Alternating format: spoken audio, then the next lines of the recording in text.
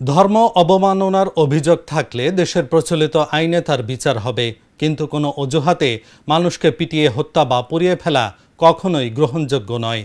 এমন জঘন্য ঘটনার তীব্র নিন্দা জানিয়েছেন ধর্ম বিষয়ক মন্ত্রণালয়ের উপদেষ্টা ডক্টর আ.ফ.ম. খালিদ হোসেন। সোমবার সকাল 11:30টায় রংপুর জেলা প্রশাসনের আয়োজনে টেকসই উন্নয়ন অভীষ্ট অর্জন এবং নৈতিক শিক্ষার প্রসারে মন্দির ভিত্তিক শিশু ও গণশিক্ষা কার্যক্রমের ভূমিকা শীর্ষক এক কর্মশালার উদ্বোধন শেষে সাংবাদিকদের একথা বলেন তিনি। কর্মশালায় বিশেষ অতিথি ছিলেন হিন্দু কল্যাণ ট্রাস্টের ভাইস চেয়ারম্যান তপন চন্দ্র মজুমদার। এছাড়াও উপদেষ্টার একান্ত সচিব সাদেক আহমদ সহ প্রশাসনের বিভিন্ন পর্যায়ের কর্মকর্তারা অনুষ্ঠানে অংশ নেন। ময়মনসিংহে যে ঘটনাটা ঘটলো দীপু, এটা আমি প্রথম দিনেই আমার মন্ত্রণালয় সচিবালয়ে আমরা দুঃখ প্রকাশ করেছি। আমরা কোনোদিন চাই না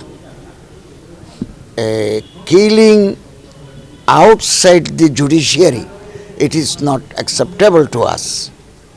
এবং মব জাস্টিস কোনো ক্রমে in any circumstances we can't এলো মব জাস্টিস। তাহলে তো দেশ থাকবে না, সরকার থাকবে না, অ্যাডমিনিস্ট্রেশন থাকবে না। আইন যদি আমি করি, বিচার যদি আমি করি, কেউ যদি ধর্ম অবমাননা করে থাকে, করতে পারে, ফেসবুক ওপেন প্ল্যাটফর্ম করে, তার জন্য আমাদের তো নির্ধারিত আইন আছে, সরকার আছে, ল এনফোর্সমেন্ট এজেন্সিস আছে, জাস্টিসরা আছেন, তার বিচার হবে তিনি তো করে থাকেন। কিন্তু এটার একটা অজুহাত তোলে কোনো মানুষকে পিটিয়ে মারা এবং তাকে পুড়িয়ে ফেলা, এটা একটা জঘন্যতম কাজ। এটা আমরা নিন্দা জানাই। আমরা রুল অফ ল, আইনের শাসন প্রতিষ্ঠা করতে চাই। এবং আজকে নমিনেশন পেপার সাবমিটের লাস্ট ডেট।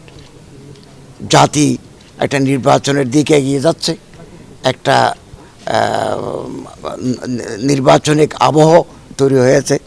12 তারিখ যদি আমরা আশা করছি, আমাদের দৃঢ় প্রত্যাশা, উৎসবমুখর পরিবেশে 12 ফেব্রুয়ারি নির্বাচন অনুষ্ঠিত হবে এবং যারাই ম্যান্ডেট পেয়ে রাষ্ট্র ক্ষমতা আসবেন, আমরা তাদের হাতে ক্ষমতা হস্তান্তর করে আমরা পুরনো ঠিকানায় ফিরে যাব। এটা আমাদের কমিটমেন্ট। আমরা এভাবেই এগোচ্ছি এবং election must be held fair, free, impartial and inclusive হবে। এটাই আমরা সমস্ত রিটার্নিং অফিসারদেরকে, ল এনফোর্সমেন্ট এজেন্সি যারা আছেন তাদেরকে আমরা নির্দেশনা দিয়েছি।